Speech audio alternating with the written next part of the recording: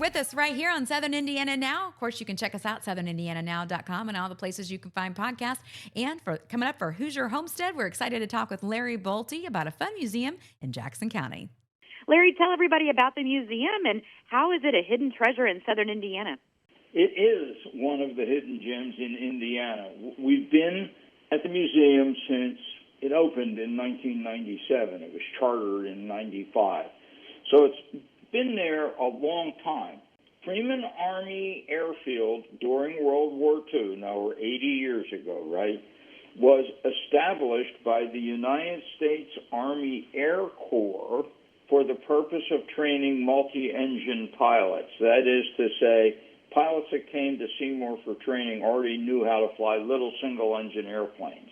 They came to Freeman Field to learn to fly twin-engine airplanes and also to learn to fly solely by reference to instruments, which means in bad weather where you can't see out of the airplane. They came here for that purpose. They were only here 9 weeks. After they left here, they went on to their third and final airplane training to learn to fly the big bombers that they would fly in World War II. So we were training bomber pilots here, not fighter pilots. So besides artifacts and things from the period when we did multi-engine and instrument training, we also have things from captured enemy airplanes.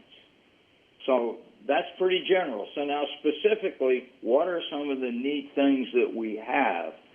First of all, we have the original fire truck that was here during the training period. They called them crash trucks, right? They had to take a fire truck out if an airplane crashed. And we had 21 crashes during the training period. So we have that truck, not one like it. We have the truck by serial number, and it's been restored.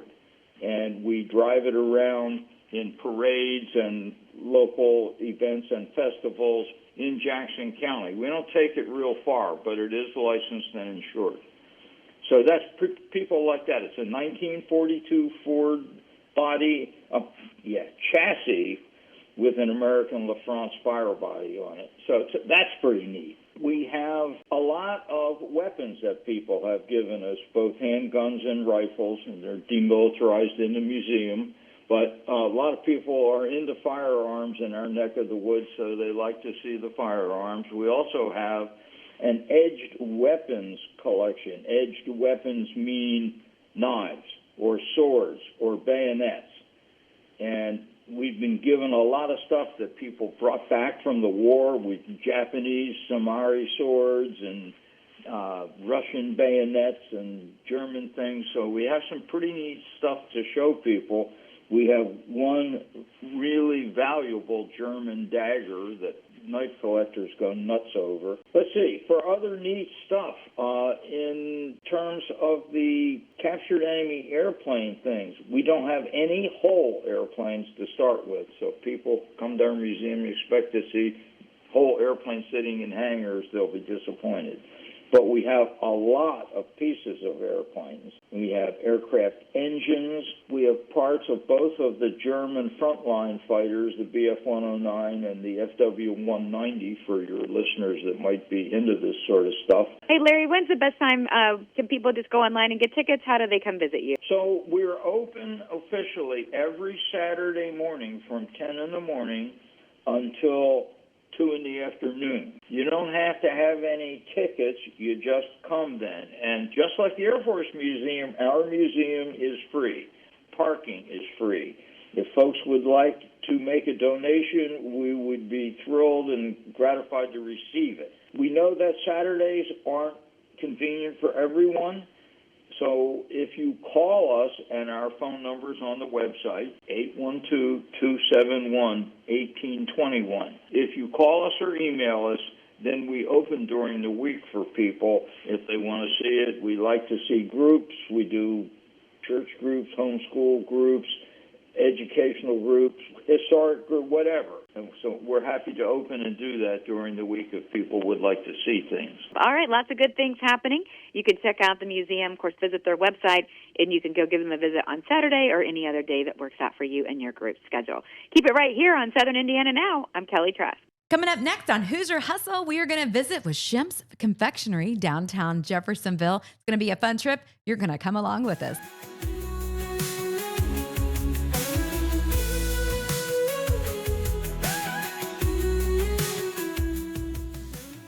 Hey, I'm Kelly Trask with you for Southern Indiana Now, visiting with one of my favorite places in Southern Indiana. You think about a hidden gem.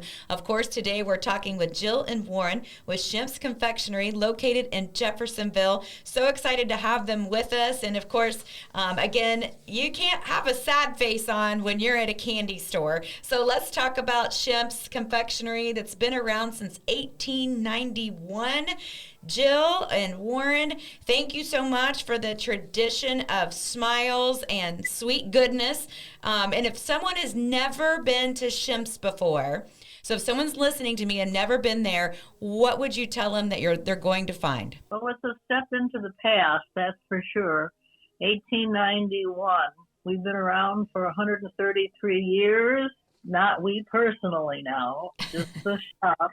And we've expanded to 3 storefronts now, and we're proud to be what many people think of as the anchor of Spring Street. Okay, fantastic. So I know you've been making candies, like you mentioned, for well over 100 years. Do you have, what is the number one selling candy, or what are the top few things that people come in and they have to have? Well, Cinnamon Red Hots is our most popular piece. It's something that the Red Hots go back. They were, as far as we know, they were making them in the first years of the business. It's been our most popular piece and is our signature piece. Hard candy with some cinnamon flavor. They're not fireballs, but they're just nicely spicy. They've been called Red Hots, which makes them sound hotter than they are, but they're really not fireballs. No, and you have those available and sugar-free as well. And you do have a lot of sugar-free offerings, which is super nice. What is your personal favorite? Well, I guess, Warren, you like the English toffee. Yeah, I like the English toffee. We think it's, some people call it butter crunch, almond roca. It's a butter crunch with a dark chocolate coating and dipped in, then rolled in almonds. That's my favorite piece, and Jill's favorite is the peanut clusters, the vanilla peanut clusters that have a vanilla cream center. That's her favorite, and of course, both of us really like our signature bourbon balls also. They're really one of my favorites also.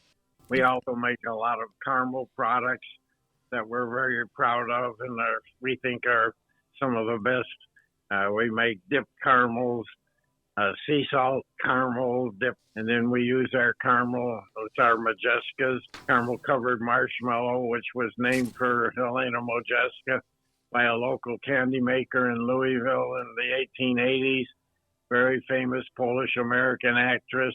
And we have this candy that's named for a local personage. Well, she wasn't local, but it's local to Louisville. The rest of the country calls them Carmelos.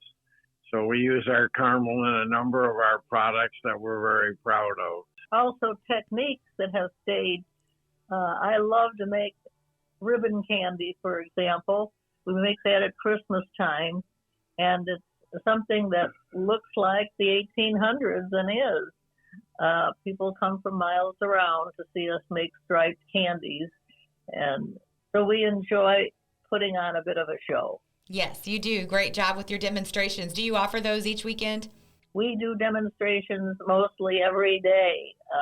Some days 5 batches, some days just 1, and some days we're fixing the computer. Well, thank you so much for being part of our podcast, Southern Indiana Now. Is there any other little hidden secrets or things that you'd like to share about Shemp's to get people to come in that haven't been there yet? Well, kids really don't hate history. They love history. They come several times right in a row, a couple times a week.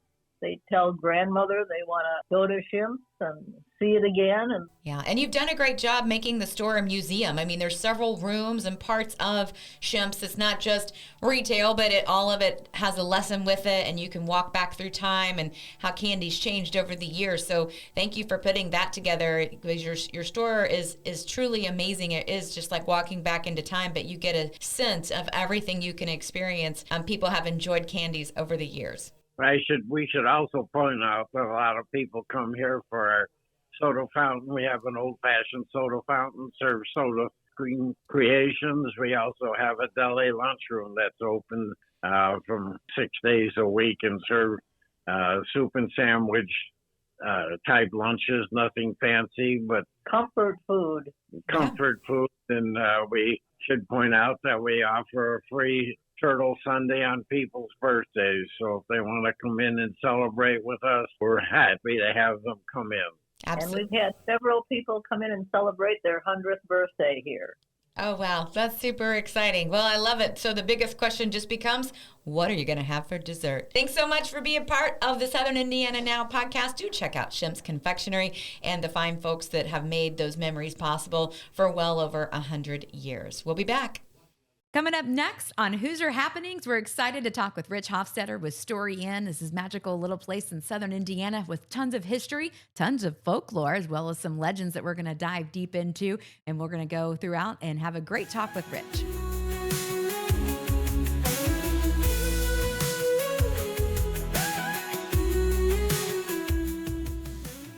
Rich, thank you so much. I know the Story Inn has such a rich history dating back to the 1850s here in southern Indiana. So let's talk about where it's located and how the story all began. Story is an unincorporated town in southern Brown County, Indiana.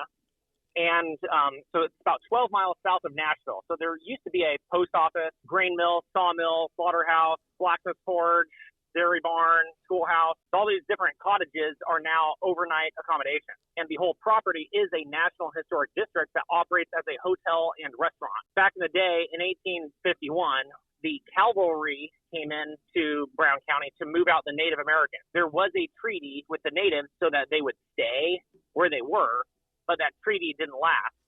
So George Story was the medical doctor in the cavalry that moved out the natives, and he got the land as payment. So there's a land grant from the President of the United States, from Millard Fillmore, that gave the land to George Story, as many towns often are, named after people who first established the place.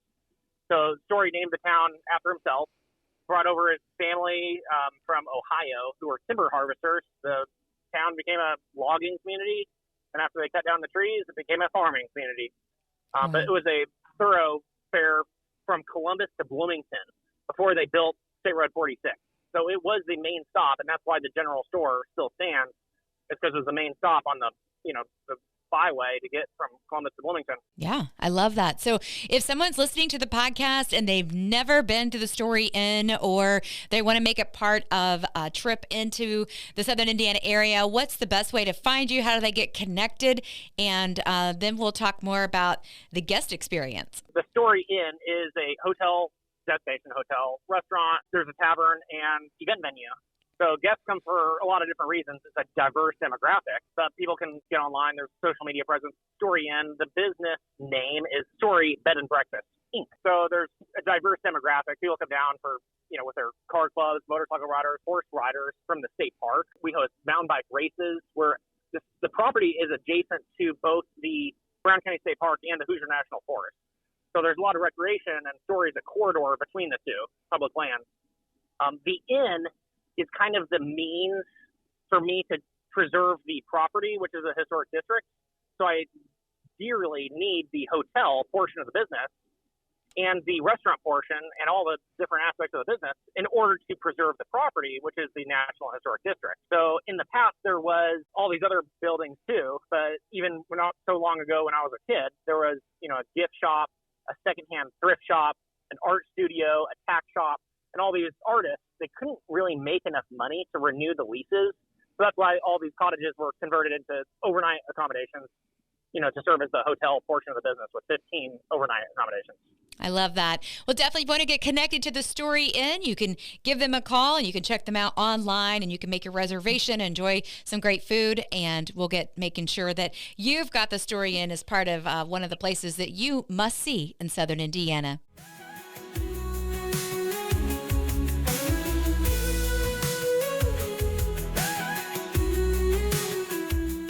So excited to have a lot of special guests with us today. And of course, as we get into one of my favorite features of the podcast is Who's Your Good News? So lots of things happening. We want to make sure we're connecting you to all the positive things happening in Southern Indiana. And of course, now is the place to do that. We're talking now with Kelly Daughtery with Love Chapel, serving Bartholomew County, which is just north of Jackson County. Thanks so much for being part of the show. And we're super excited that you could be here today, Kelly. And tell us about the Love Chapel in Columbus and tell me about the community that it serves for Bartholomew County. Certainly. Love Chapel is a unique organization in Bartholomew County. We are actually extension of 24 member churches and another 35 churches that support us. And we really try to make sure that we show love to our neighbors through the provision of food, shelter, and financial assistance. Okay, so tell me about it. If someone wants to make a donation for food items, what are you looking for? What's the best way that maybe an individual can donate or an organization? Absolutely. And honestly, any kind of donation, food-wise or monetarily, will always be used. But last year we gave out over 2 million pounds of food, which is a staggering number and amount of food. And so, like I said, anything can be used. What we generally end up buying, because we don't have enough of, are what we call dry goods. Things like cereal, peanut butter, rice, beans, all those types of things. Okay, so that's a very important thing that people can keep in mind. How do they donate? Do they just call you? They make a financial contribution, or do they actually bring items to you? What do you need on that front? Both. And we actually, we're open Monday through Saturday from 9 a.m. to noon. And we have a garage door there at the warehouse for our food pantry. And folks can just pull up there, and we've got volunteers that are able to come in and help you unload and get the food items in there. Of course, we can do checks, and we also have a website that's columbuslovechapel.com. Okay. And they can make monetary donations that way. And I will tell you that we have pretty good buying power, so we can stretch the dollar better through the financial donations. Oh, you're pretty skilled at that, I'm sure. All right, so tell me about for other services that the Love Chapel offers in Bartholomew County to serve families in need. How does your organization reach out to that?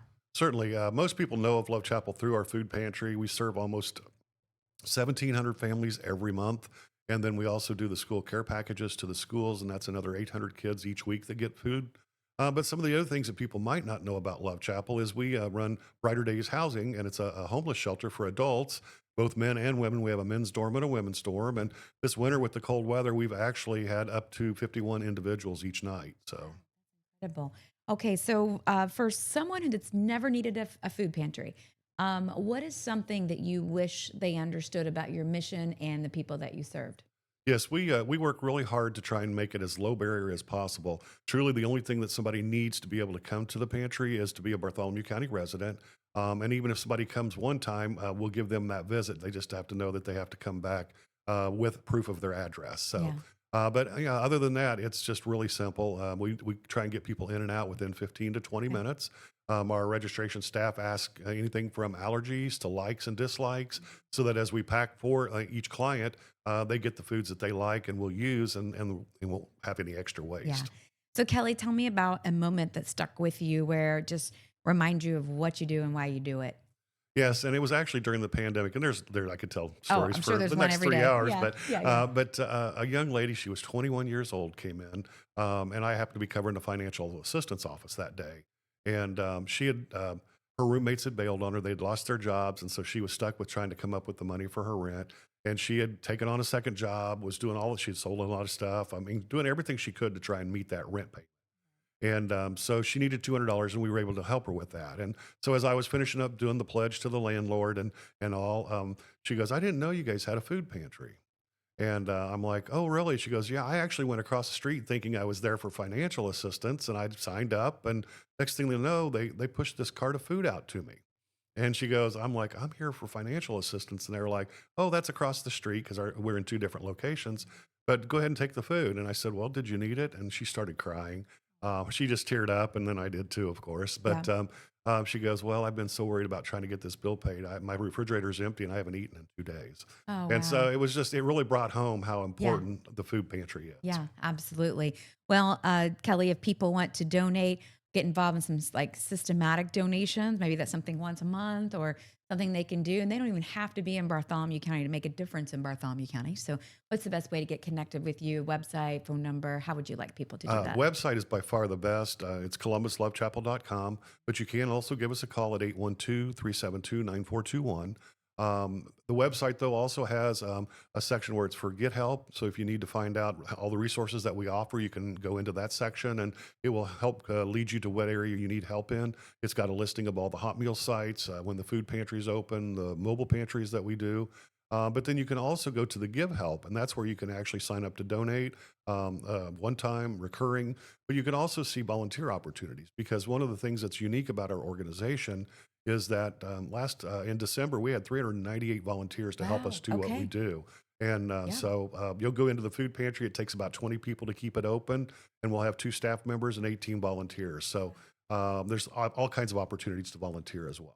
Lots of things coming up on Hoosier Happenings. You want to keep it right here, of course. We've got You're in Town the Musical daily at the Derby Dinner Playhouse. That goes through March 30th. You can check that out, schedule at derbydinner.com. As well as in Jackson County, Indiana, you got the Stars Align Comedy Show. That's going to be super fun. That's at Rails Craft Brew and Eatery, downtown Seymour. Coming up in Columbus, you've got the Indian Association of Columbus will be hosting their International Women's Day, and you can check that event out and you can get more information online as well. So if you have a special event, something you'd like to make sure that we cover in Hoosier Happenings, keep it right here on Southern Indiana Now. So make sure you're staying tuned to all the different places you can download podcasts, including Spotify, Apple, iHeart, and YouTube, as well as our website, southernindiananow.com. If you'd like have a suggestion for a show or anything else you'd like to do, you can always email that to us. We'd love to find out more. We are always uncovering the hidden gems and things, but we just want to give everybody a taste of what life is like in Southern Indiana. Get in the